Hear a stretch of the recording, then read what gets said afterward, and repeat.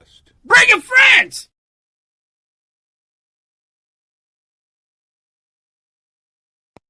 You know which one. I don't want to know.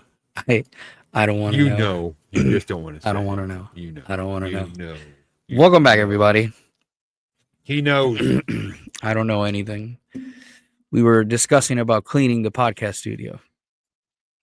Luckily, we have a tight view, so you can't see the mess. So that's good. There's not. What are you talking about? Look at the mess. What do you mean mess? Do you not? That's not bad. That's equipment It's and cleaning supplies.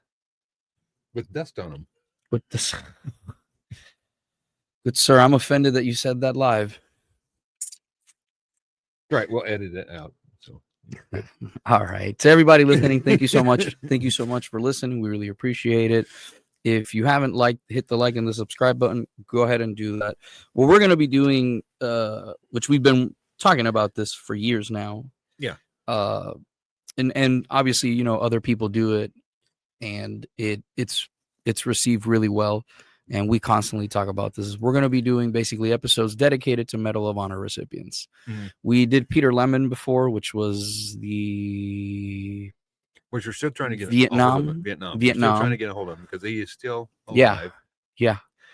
Peter, give us a call, please. I mean, Mr. Peter, give us a call. Would love to talk to you. Mr. Lemon, I think. Mr. Lemon, Mr. Peter, whichever one he wants. I don't care. Whatever I'll talk to him. Yeah. Yeah, whatever. Yeah, if you smoke a bunch of machine gunners, Bob, he wants me to. Yeah, I'll call him whatever he wants me to call him. I will gladly call him. I apologize for that. I will gladly call him. But today's a pretty cool day because Eric's going to be covering some Navy and Marine guys, which I don't know which ones he's going to cover. I want to be surprised about it. I personally will be covering the Air Force Medal of Honor recipients. And I'll be covering the... Yes, you heard that right. Air Force Medal of Honor recipients. Yes. It's not a glitch.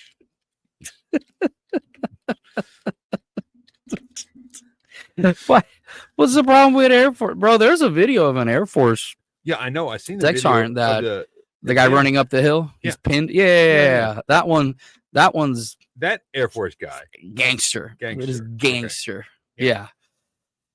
So probably the way that we should start is explaining the big deal about the Medal of Honor. The origins. The origins of the Medal of Honor, like why the Medal of Honor is a big thing. Mm-hmm. First of all, in the military, you have awards, citations, and you have certificates, right? And they're all ranked.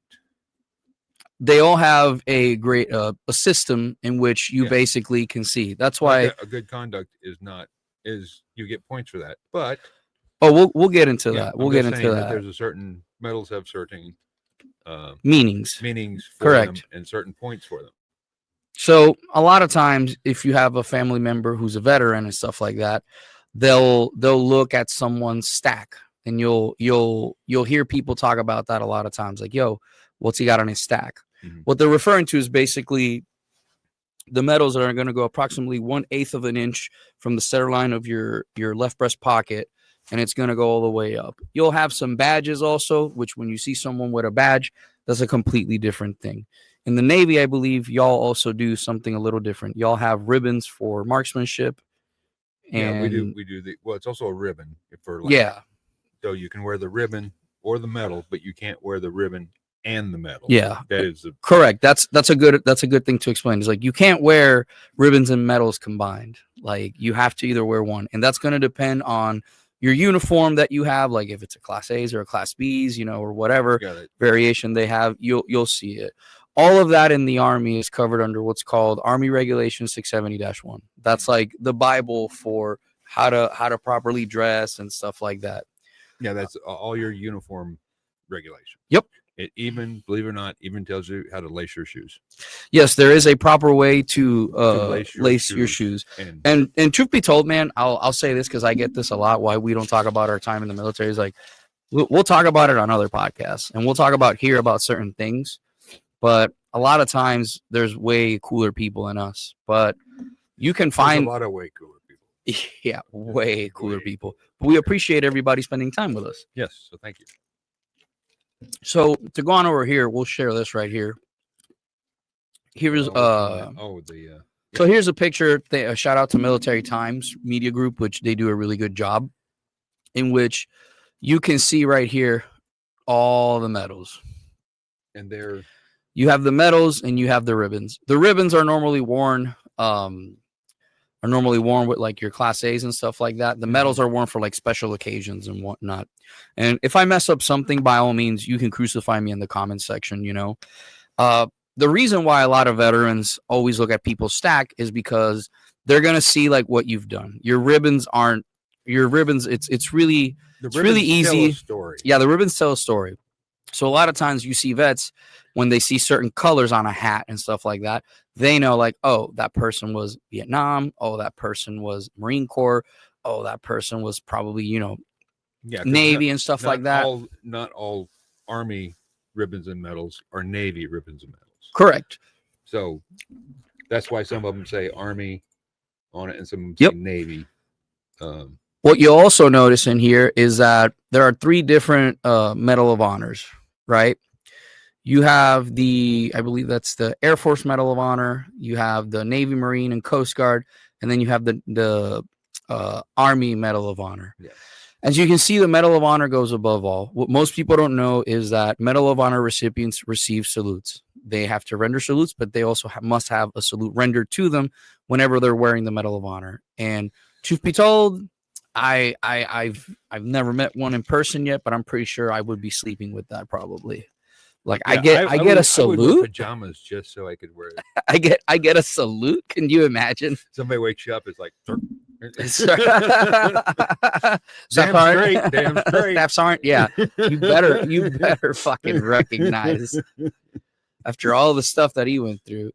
Yeah, what most people don't understand about military awards also is that they're gonna be contingent on like the type of deployment you have and stuff like that. Unfortunately, in today's world, and like even back in the day, some branches are known for like giving out too many awards, and some branches are known for like being really hard to get an award, you know. We won't say who, but dogs.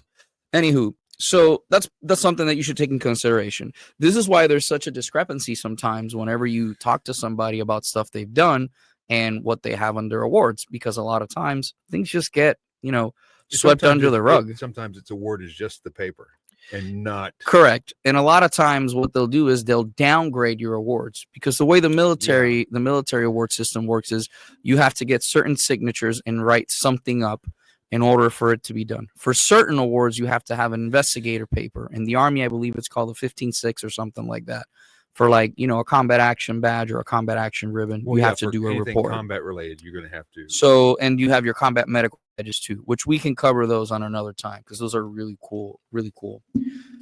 With the Medal of Honor, though, part of why it's so significant, it's because it recognizes gallantry in action in the face of an enemy combatant, meaning the Medal of Honor can only be given during an active war engagement. That's what most people don't understand. And the way that this started was that it was authorized in the 1861 by the Navy. Mm-hmm. And then the Army's version came in 1862. Yeah, still a year later. A year later, and that's why there's differences, right? Yeah. It was at that time, I believe that was during the Civil War, that it was recognized for acts of valor by enlisted personnel. Yes. At that time. Not necessarily for officers at the time. That I don't know, and I'm still looking it up. But a lot of times during the Civil War, if you go back, because there's over 3,600 Medal of Honors recipients, like well over that right now.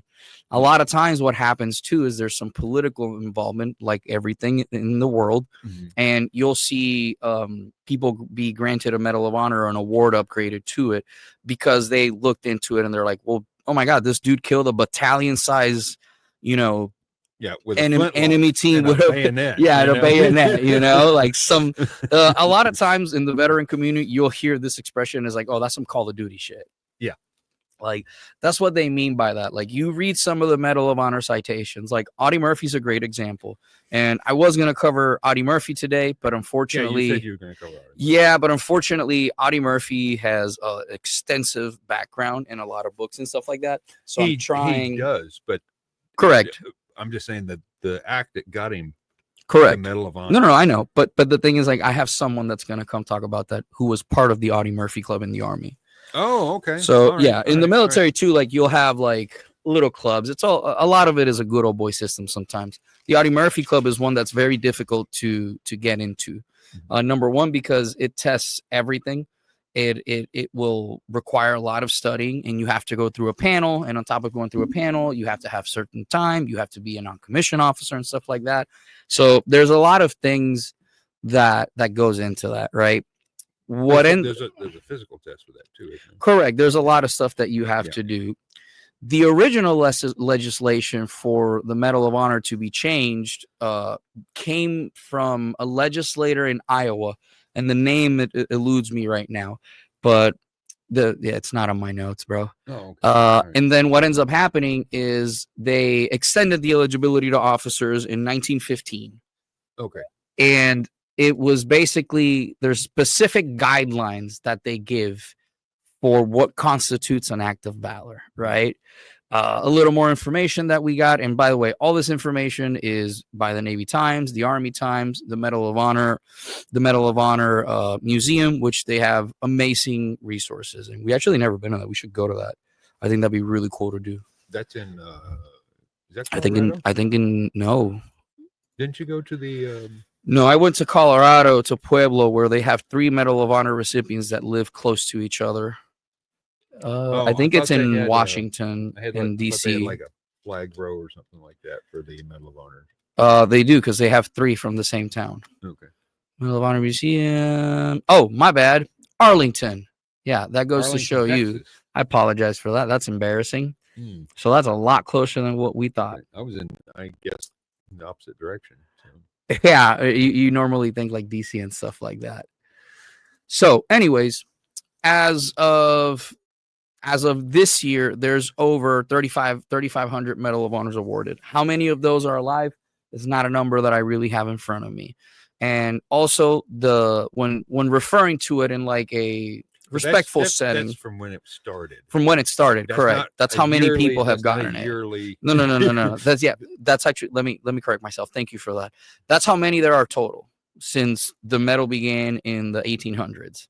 Yeah. That's not how many we've given out each year. Okay. Yeah. Like so don't think you're going to see somebody, you just go walk into Walmart and like, hey. Medal of Honor recipients from the few times that we've interacted with a few of them is very reserved people, very quiet. Dakota Meyer obviously goes without saying, who's one who rejoined the Marine Corps. Which rejoined. That's just wild to me. But anyways, when you're in a formal setting, the way that you want to refer to it is the Congressional Medal of Honor, right? While it's been awarded numerous times, the record reflects, looking at my notes, there's only 19 individuals who have received it twice. And I didn't even know that. The criteria, yes. See, that's how we're doing this. So you get to wear a star on your... I don't know how that would work. I have to look into that, but that is a great question. It's like, do you put like an oak leaf, like an oak leaf cluster and stuff like that? Like, can you imagine? It's like, yo, this motherfucker got 2. It's like, what's that mean? That means 2. That's what that means. What do you do if you have, like, can you imagine if you got 2 of those? Like, what the fuck else is there to do? Like, you would get promoted to sergeant major. Like, saying, once the president puts the second one on you, you just say, I don't want to pay taxes. I think if you're 100% TP or you have a Medal of Honor, you shouldn't have to pay taxes. I'm just saying, if you have a Medal of Honor, you're not paying. But how would you apply that, though? They would have to have a letter or something. How would that work? Of course they would have a letter. How do you think they got the fucking thing in the first place? The president puts it on you. The president. And you just fist bump him like, boom. Yeah, do you fist bump the president when that happens, or like do you dab him? You just if it's Obama, you dab him. Like you got to dab him. Yeah, you can't just be like Thank you very much. Now the second one is like, he's awarded. You turn around, you're like, oh, come on, Eric. That's the whitest thing I've ever seen. I'm gonna have to teach you how to dap. Jeez, oh, dear Lord, Dios mío. I just know if it's President Trump, you could give him a high five and slap his ass. You're like, you can't. You're like, that's my man. That's my man right there. I don't. No. Just the viewers. If you got two, I'm just saying you could get away with just about anything. If you got two, like, dude, you got it. And you slapped the president's ass, I'm pretty sure they're like. That's a story. That's like Snoop Dogg smoking weed in the White House and getting away with it. Yeah, or Snoop Dogg smoking with Willie Nelson. Ooh, yeah, that's how rare that is. Yeah, and then Snoop Dogg goes like, dude, I gotta bounce. Willie smoked him under the table. He's like, so now that we've gone over some info, just understand that it is one of the highest awards. The person had to do some Call of Duty level stuff, you know, and we're not exaggerating. Yeah, that's not an exaggeration. Like a lot of people think that, oh, you know, vets exaggerate or whatever. Like, listen, man, like a lot of times vets will downplay things they've done. Because it's like people wouldn't do that. Happened to Audie Murphy. If you read one of his books and like you see all the interviews with him, he was saying that the studio wanted to downplay the sniper scene of the stuff that he did because they're like, there's no way you killed that many people. He goes, the fuck it is. I have the pictures to prove it. I have papers. Yeah, I have papers. You know, somebody actually saw me do that. Okay? Yeah. So you know, a lot of times it can be a little somber because it represents like the sacrifice and the courage and the commitment to duty and to the mission and to the people around him more than anything. But more basically, it's you're in a position where you're going to die. Yeah, a lot of times it comes down to like it's in a position where you're going to die. Or it's unlikely. Your friends are going to die. Yeah. So it's not he did this because of this. No, it's because hey. I had so much adrenaline. I didn't even think about living. Yeah. Okay. If you've seen the episode of Peter Lemon that we did, we talk about that. Like we read a citation, we talk about like that stuff. Yeah. Because it's wild, you know. And like at the end of the day, the Medal of Honor is the highest testament of but nobody valor and heroism. Yeah, it's not like people are like, yo, Eric, we're gonna go on this mission. We're gonna try to get an MOH. Bowie knife, drop me off. Yeah. Drop me off. Rambo style, homie. Rambo style. Another thing that should be noted is that all Medal of Honors, while they are different, right? Like the Navy has an anchor one, right? And then it has like a 5-pointed star.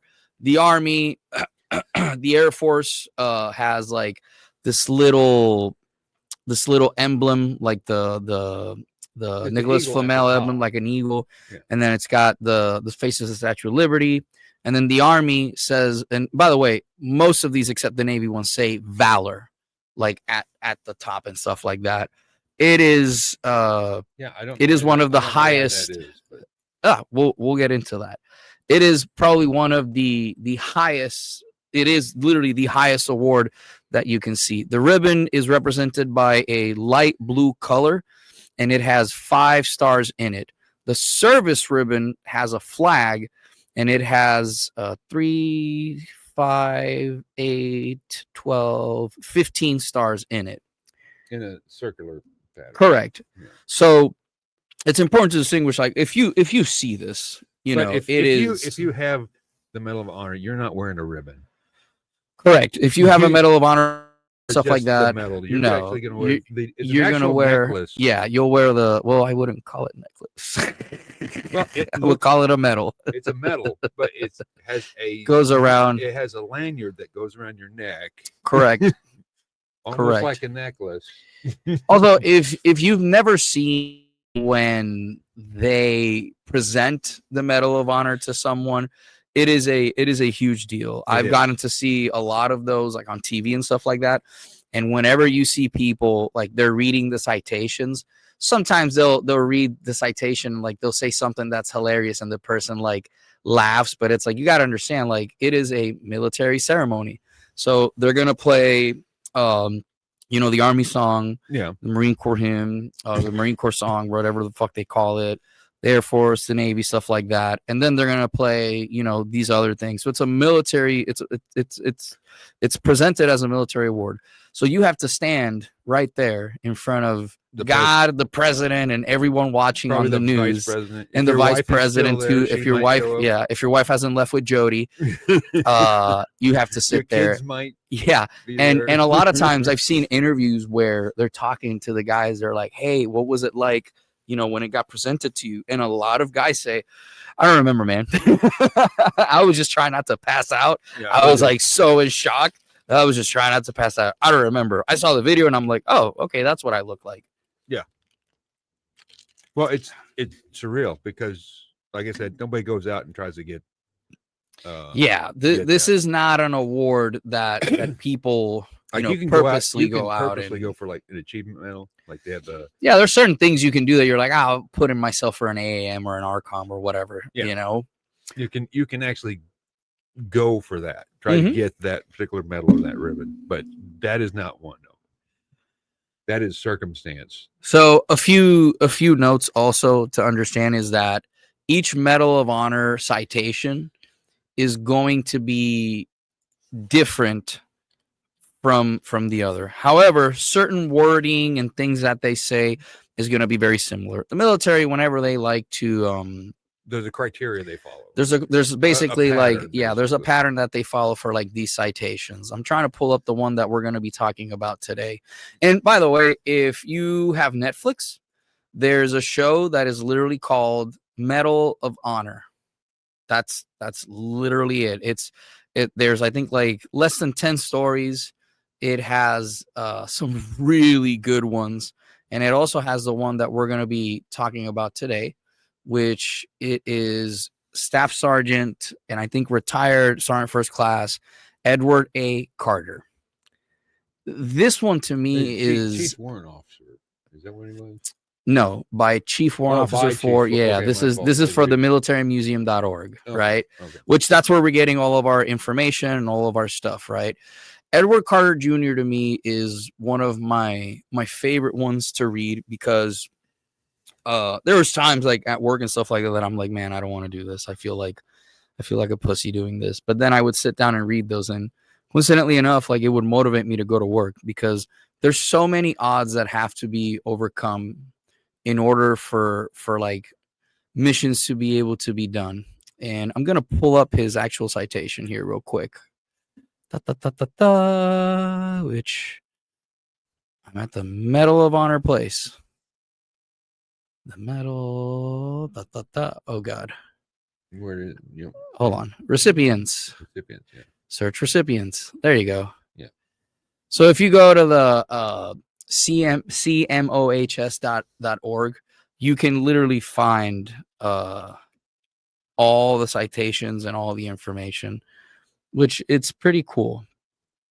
And you can type in a specific name or just look in. Correct. Like I just did. Like you just did. Yeah. So we will talk about this here. Let me share this. But he's Army. Yeah, hold on. I got it. So Edward Carter Jr. III. Here is his picture. He enlisted in the Army during World War II as a enlistee. As you can see right here, he has a combat infantry badge, as well as the other ones from World War II and a good cookie and all these other things right here that we can't really see. We won't really focus on all the stuff that he has, but for future ones, we're definitely going to be able to have like a transcript of all the stuff he got. The highest rank that he had was Staff Sergeant, but his highest rank was Sergeant First Class. Yeah, so I got that right. He served during World War II, which if you go to Netflix and you type in the Edward Carter Jr., it is done beautifully. He was an infantry company commander for Provisional 7th Army. And the Medal of Honor action date was March 23rd, 1945, during near Speyer, Germany. So check this out. Well, the reason he's got Staff Sergeant, the highest rank held was Staff Sergeant First Class, is you can go up and down the rank scale. How do you say that word? Posthumously. Thank you. Yeah. Awarded. Could have been awarded. Now, here's the interesting thing about Edward Carter Jr. That Medal of Honor wasn't presented to him while he was alive. Oh, so it's done. No, he was given one below for that, which we'll cover again later. But that was one thing that like his grandkids or stuff like that was the one who received it. Okay. What they did with him was, so here's what Edward Carter Jr. did. Let me pull up the citation. Here it is, citation. All right. So normally in the military, when someone gets an award, you'll hear attention to orders. And they'll start. I almost snapped to attention like an idiot. It was so stupid of me. Like, attention orders. I was like, I'm gonna watch this post and I'm gonna see that I twitch and I'm gonna be like, son of a bitch. Attention orders for conspicuous gallantry and intrepidly at the risk of his life above and beyond the call of duty. Staff Sergeant Edward A. Carter Jr. distinguished himself by extraordinary heroism in action on the 23rd of March, 1945. At approximately 0830 hours in March 23, 1945, near Speyer, Germany, I think I'm saying that right. That sounds good. The tank upon which Staff Sergeant Carter was riding received bazooka and small arms fire from the vicinity of a large warehouse to its left front. Staff Sergeant Carter and his squad took cover behind an intervening road bank. Staff Sergeant Carter volunteered to lead a 3-man patrol to the warehouse, where other unit members noticed the original bazooka fire was coming from. From here, they went to ascertain the location and strength of the opposing position and advanced approximately 150 yards across an open field. So first of all, that's a lot to take in. So we're going to explain. They were engaged from their TC side, I believe. And what ends up happening is Edward Carter Jr. had given up his rank. So he was, I believe, a cook or a supply guy. He was a non-combat MOS. And what ended up happening was that he always wanted to be a combat arms. The reason he wanted to be a combat arms was because not only was he proficient in multiple languages, by the way, he was also an interpreter. That's why I'm a little biased. Yeah. Okay. He spoke English, German, Mandarin, and I forgot what the fourth language was fluently. The reason for that was because he was part of what's called his parents were Mormons. If I recall this correctly, I'm 99% sure, and they traveled a lot. So he grew up a lot in the eastern sides and stuff like that. And what ends up happening is during one of the wars post Spanish War, I think it was a Chinese Communist War, something like that. He ends up joining what was called the Lincoln Battalion. So what is the Lincoln Battalion? The Lincoln Battalion was basically, it was a major component of what was now known as the Abraham Lincoln Brigade, which this is during the 17th century and whatnot. Later, this was the 17th version of it. I'm sorry, now they're at the 58th or 59th version. So what it was comprised of like a lot of volunteers, soldiers, technicians, medical personnel, people who could fly planes.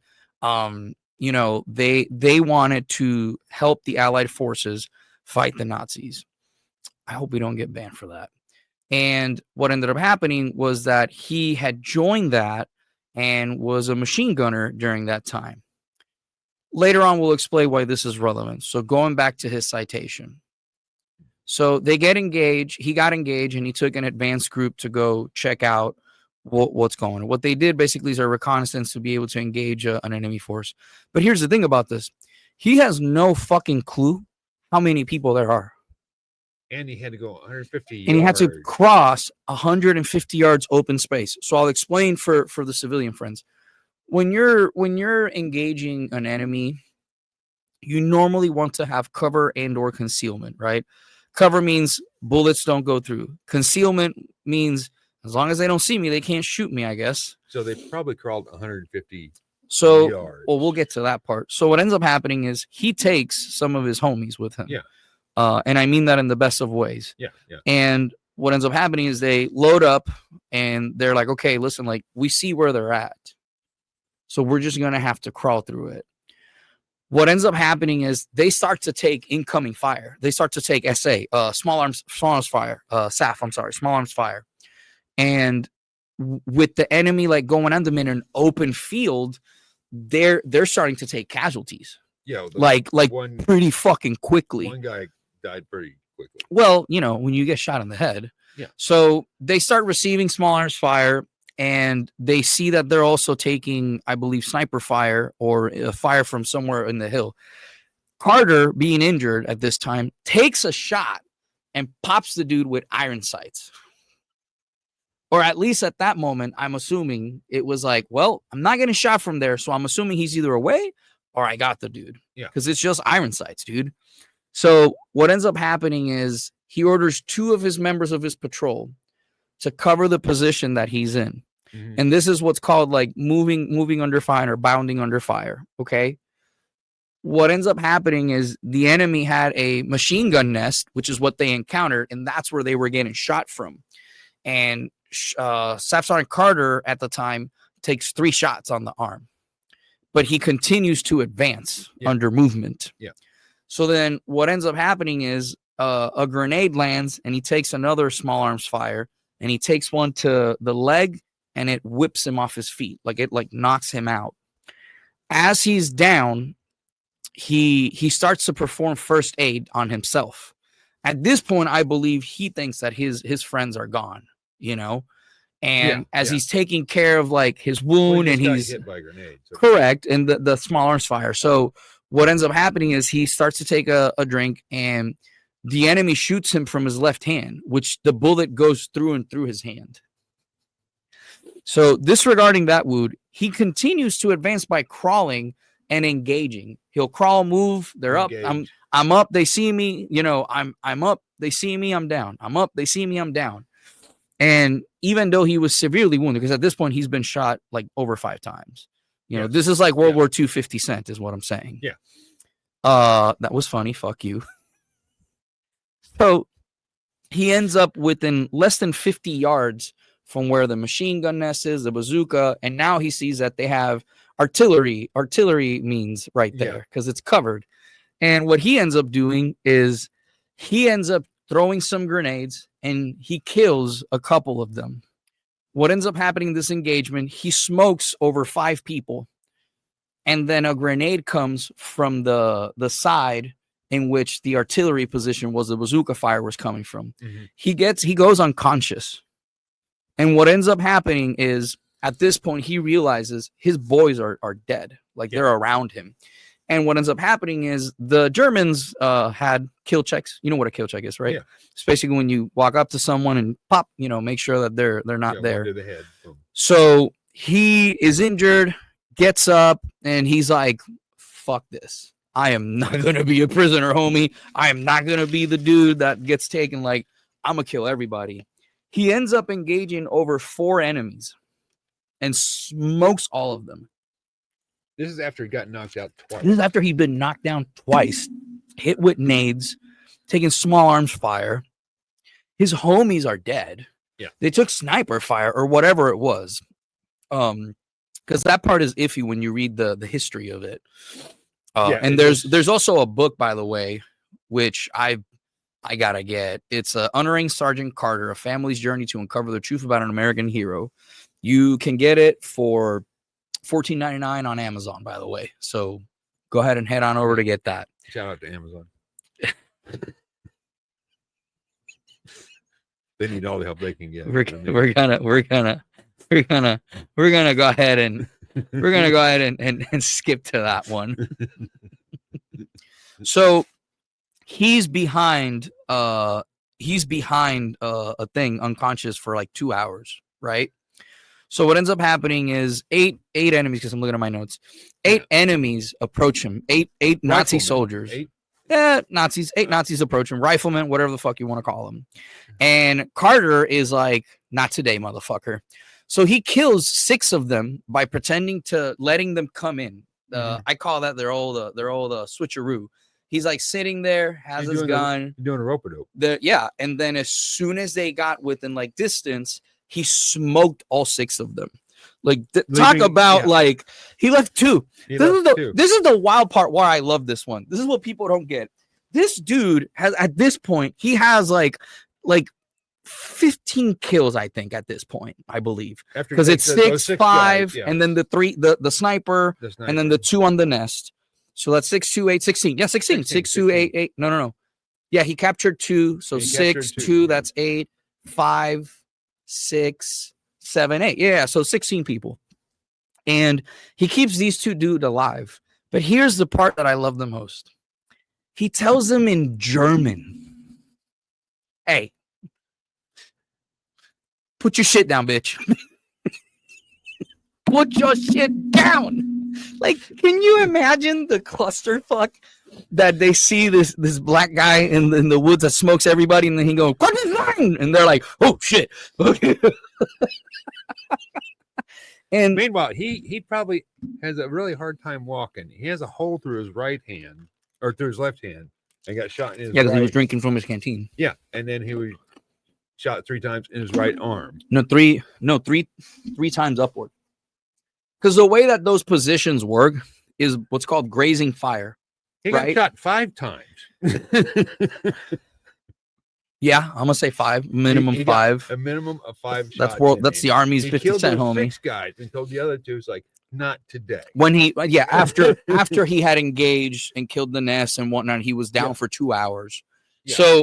So what ends up happening is, he's lucky he didn't bleed to death while he was passed out. So that's the thing. He walks the same 150 fucking yards back with the 2 enemies, and he basically is holding them and pushing them and saying, hey, you're going to tell me on this fucking map, you're going to tell me what's there. And you're also going to tell me what information you can give me about where the artilleries, because I believe the guys who he had captured were non-commissioned officers or whatever they call them in the Nazi army. Yeah, they're probably still non-commissioned. So he's doing this after he got shot, after he was down for 2 hours, after all his homies are gone, and he's taking them and interrogating them as he goes back.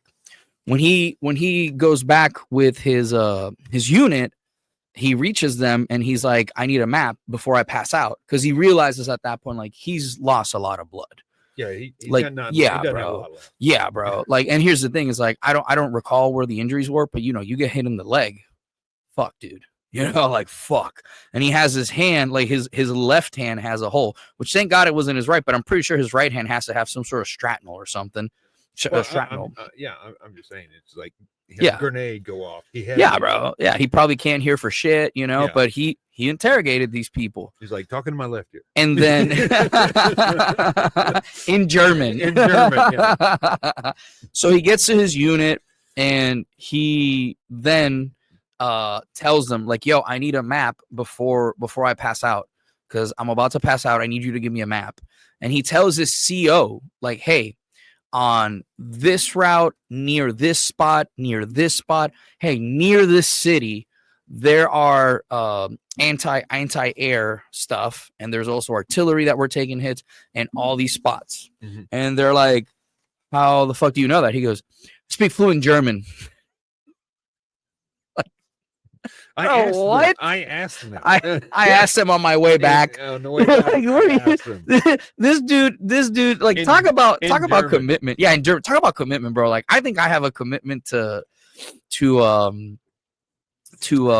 interpreting, but bro, if I'm shot, I don't think I'm gonna be able to interpret. I think I'm just gonna resort to talking in Spanish, homie. Yeah, he's like, yeah, screw English. I'm going to speak Puerto Rican Spanish. So here's where this gets crazier, right? I'm pulling up my notes.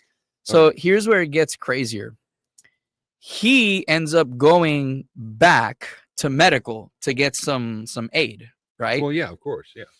And after like less than 2 weeks, he's like, fuck y'all, I'm going to go back with my unit. I know where they're going. And they end up notifying the unit, like, hey, he's AWOL. Because that's not your appointed place. You're not at your appointed place. We didn't say you. And the commander goes, no, he's not. He's with us. We got it. Take it easy. Have a good life. Yeah. And he ended up finishing his campaign. Now, the crazy thing is, he tried to join, and this is always one thing that I love about the Medal of Honor stories is it's always like these people that are trying to join. They just want to, like, they want to, like, be able to help and all that stuff. But he has issues joining, and he had issues re-enlisting. The reason he had the issues re-enlisting was because the first tour of war that he served was when he was 15 with the Chinese army. Yeah. He was a machine. Remember, I talked about that. Yeah. So the Lincoln Brigade. Because he was a child, they ended up putting something on the army on retention saying, if you served with these, we consider these fascist and socialist groups, you cannot re-enlist. So he wasn't allowed to re-enlist. Even though he enlisted the first time. Bro. Tell me, make that make sense to me. Hey, we found out after you joined. That's your fault, not mine. Okay. But he got re-enlisted. But he did re-enlist, though. I found his languages. There it is. He spoke 4 languages: Mandarin, Chinese, Chinese, Hindi, German, and English. Damn, bro. That's wild. Hindi. I didn't even know that was a language, honestly. Hindu? Yeah, it is. Hindu. Yeah, Hindi. Like, what do you think people in South Korea talk? You're probably gonna say Korean, right? You would think. Hangul. Okay. Yes, sir. Okay, so not Mandarin. No, don't ever say that. Like, you should never tell someone from South Korea that they speak Japanese. Like, that's a big. Well, do you know why? Yeah, because they're racist. No. Jesus Christ. That's an email. That's the email. I'm gonna expect that email. I'm gonna explain this and then I'm gonna go back to Edward Carter. Okay. Japan invaded South Korea during the samurai times, and they ended up advancing far into what is now known as Seoul, which, if you ever lived in Korea, Seoul's pretty fucking deep. So that's why there's an issue. It's more than halfway. Yeah, bro. Yeah. Like, if you in war, when you take over a continent. Jesus Christ. Anyways, I'm just saying, a bunch of samurais just. Anyways, at the height, so they didn't let him re-enlist, man. Oh, he didn't. They didn't allow him to re-enlist because of that. So the cool thing about him is that not only did he have, because, like, dude, can you imagine having him in a unit? It's like, oh, this is your first time at war, bitch. Please, bitch. He's like, you know what the smell of an M2 goes. You know what I'm saying? Like, dude, he did 3 tours with the Chinese army. Yeah, 3 fucking tours. That's like, can you? Well, I can just weren't part of the Chinese army, were they? Well, I believe so. He was part. It was the Chinese anti-communism party. Is what he was belonging to. It wasn't technically an army. It was a volunteer. We're a volunteer army. What are you talking about? Was it Pacific? I'm just saying, when you Japan is mandatory service 3 years, Korea is mandatory service 25 months. I'm just saying, if I'm a volunteer firefighter. Oh, you're saying it from that angle. Yeah, I guess. But in October of 1945, a year or two after all that stuff that he did, they told him that they were going to give him an award, a distinguished award, and they gave him the Distinguished Service Cross, which is pretty high up. Which is right below. Yeah, right below. Yeah. I believe so. No, let me see, because I don't want to fuck this up, because it's been a minute since we've. But he also got the Purple Heart, the Bronze Star. Well, of course he gets. Hold on, we're gonna get to that. Hold on, we're gonna get to that. Hold on, let me see. I want to make sure I'm right. Dun dun. No. Where is it? Here it is. View and zoom. Distinguished Service Cross. Yeah, the Distinguished Service Cross. It goes right below. Yeah. So they tell him in October of 1945, like, hey, you need to form up to formation. We're gonna give you some stuff. He's like, I'm out of the army. He's like, yeah, suck my balls. Anywho, he was given to he holds the Distinguished Service Cross, a Bronze Star, a Purple Heart, an American Defense Service Medal, a Combat Infantry Badge. If you know, you know. And numerous other citations for honors. In 1946, Secretary Robert Patterson noted that there was an irregularity, and this is where I want to point this out before I go into this. Okay, this is just information and history that we have compiled from military museums, from the AMOH place. So if you feel one way or another, you're welcome to feel it.